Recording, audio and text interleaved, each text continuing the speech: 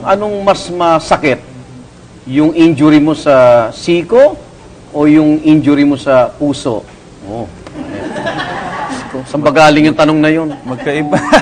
Oh, Magkaiba yata. Ewan ko. ano ba? Sa puso yata. Mas maano? Sa puso, tingin mo? Umiyak ka na ba dahil sa pag-ibig? Meron. Oo. Meron? Oo. Ikaw, umiyak. Oo naman. Ang tunay na lalaki, hindi naiyang umiyak. Oo, tama yun. Mga ilan linggo ka rin umiyak. Secret na lang. Hindi na alam ng mga tao eh. Oo nga, wag na. Hindi nila alam yan, di ba? Oo. Hindi nila alam. Pero, sakit, no? Sakit. Pero okay lang, di ba? Bayaw ko sa'yo. Paano mo hinilom yung sakit ng puso? Kasi yung mga siko, punta ka lang sa doktor, no? Yung kirot ng puso, paano hinihilom yun? Apektado ba paglalaro mo o hindi naman kasi professional naman eh. So once na nasasaktan ng puso mo kung sa anong bagay, huwag mong dadalhin sa trabaho mo. Di ba? Tama ba? Ikaw ganun? Oo. Alam mo dati. Kamusta na ang iyong personal na buhay, James? Okay ka lang ba? Okay naman, masaya. Kumbaga sa Facebook, ano ba, in a relationship? Yes. Yes, ang girlfriend mo ay si Michaela Cazola. Yes. Yan. Pero sa FB, pwede rin maglagay, di ba, ng feeling?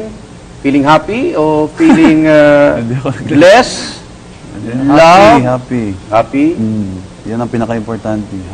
Nung Grand Slam, nakita ko, nagkakagulo na pero hinanap mo siya, no? Pinuntahan mo at yes. kinis mo siya. Kasi kiss sabay hug. Mga selosa, kinis mo siya.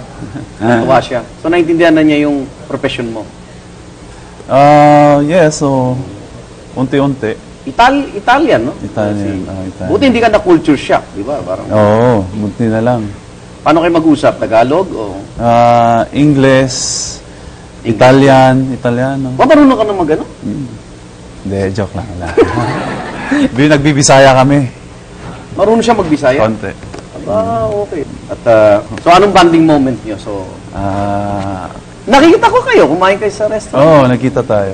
Yung mga ganun. Ilan taon na ba kayo ni Michaela? 2.5. 2.5. May plano na ba kayo na... Wala pa. Hindi na kita papatapusin. Wala pa. Mag-basketball? Kasosyo mo ba siya sa negosyo? Hindi.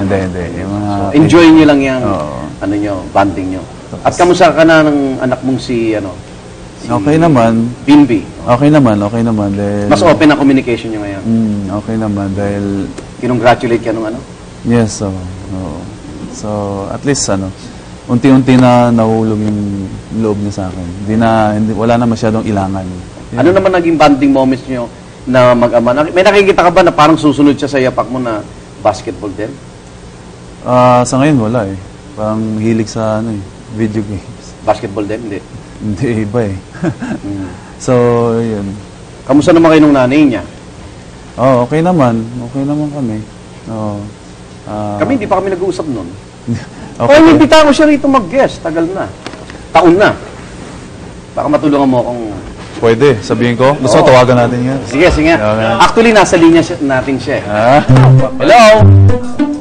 Hello? Kumusta? Joke lang. So, masaya na ang tinatakbo ng karir mo, okay. Love life mo, okay. Mayroon bang mahihiling pa ang isang James Yap? Well, siguro, more championship account.